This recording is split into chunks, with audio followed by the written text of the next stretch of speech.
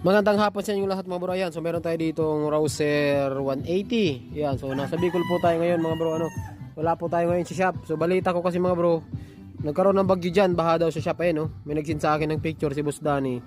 So baha dyan. So ngayon dito mga bro, meron tayong pinalitan dito Rouser 180. Pang Rouser 200 na throttle cable ginamit natin. Tapos manifold, yan 180. Tapos papalit tayo ng Bendix dito mga bro, Bendix drive. Pero kukunin natin dito mga bro kasi ito ay pang 135, hindi po siya magkaparehas. Ayan.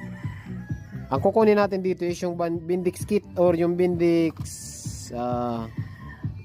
Bendix kit lang ito, yung mga bulitos na yan, mga spring. Kasi ito mga bro, pansinin nyo. Pag gino natin yan, ayan o.